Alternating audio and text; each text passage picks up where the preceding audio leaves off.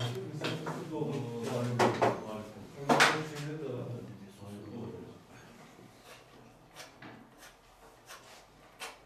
içine olsa üzerine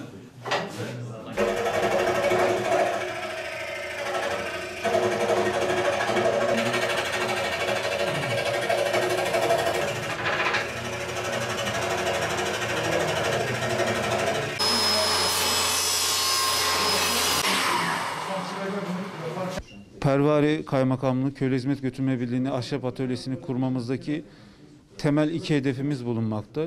Öncelikli hedefimiz meşhur pervari balının organik anlamda üretilmesi anlamındaki başlattığımız projede dağıtacağımız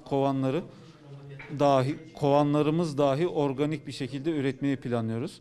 Bu anlamda bütün ürünlerimiz doğaya, çevreye zarar vermeyen doğal ahşaptan üretilecek. Kovanlara korunmasını sağlayacak koruyucu maddelerimiz dahi çevreye, insan sağlığına zarar vermeyen maddelerden seçerek üreteceğiz. Pervari balının şu anki yaşadığımız en büyük sıkıntılarından biri, pervaride üretilmeyen balların pervari balıymış gibi pazarlanması. Bu anlamda ciddi sıkıntılar yaşıyoruz. Temel hedefimiz de üretildiği kovan dahi pervaride üretilen balı biz burada üreteceğiz. Bu anlamda pervari balının hem markalaşması hem de korunmasını planlıyoruz. Bu organik balın üretilmesi projesinde ilk başta bu sene üreteceğimize 1000 kovan dağıtacağız kaymakamlık olarak. Daha sonra proje geliştikçe, dağıtıldıkça dışarıdan, başka illerden aldıkları fiyatın neredeyse yarı fiyatına, biz sadece maliyetine üreticilerimize dağıtmaya devam edeceğiz. Kovanlardan sonraki ikinci temel hedefimiz de okullarımızdaki dönüşümü sağlamak. Bu anlamda başta anaokullarından başlayarak ekolojik okul anlayışını yerleştirmeyi planlıyoruz. Bu proje kapsamında da ilk olarak ana sınıfımızın örnek bir sınıf oluşturacağız. Montessori eğitim anlayışına dayanan şekilde tüm çocuklara zarar verebileceğini düşündüğümüz plastik ve benzeri maddeleri sınıflardan kaldıracağız. Yerine tamamen bu atölyede üretilen masa, sandalye, dolap, kitaplık, ahşap oyuncaklarımızı sınıfımıza yerleştireceğiz ve tasarlayacağız. Buradaki temel hedefimiz de başta bütün anaokullarımız olmak üzere ekolojik anlayışa dayalı bir eğitim anlayışını yerleştirmeyi planlıyoruz. Daha sonra bunu faydalarına göre ilkokul seviyesine çıkaracağız. Bu ayrıca her sınıfımızda, yani masa, sandalye, bütün materyalleri yeniledikten sonra her sınıfımızda bir ağaç, bir evcil hayvan ve çeşitli müzik aletlerinin olduğu bir köşede oluşturacağız.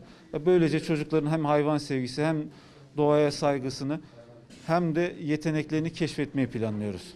Benim üretildiği bir değirmen vardı. Su değirmeni. Ustamla ondan sonra bir yolculuğa başladık. İki sınıf, ülke, üçüncü sınıf, dünya, dördüncü sınıf, uzay sınıfı.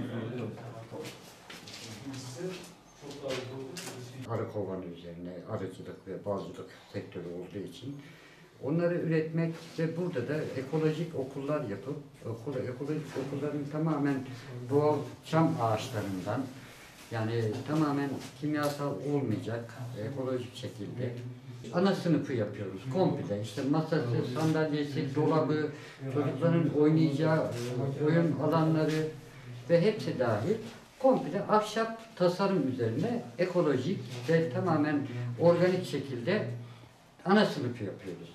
Çamlarımız zaten doğal çamlar ve su bazlı boyalar veyahut da gıda boyası tarzı kullanıyoruz. Yani kimyasal içermeyen vernik ve boyalar kullanıyoruz. Hepsi bittikten sonra da kovan üretimine. Yani buranın en büyük sıkıntısı kovan.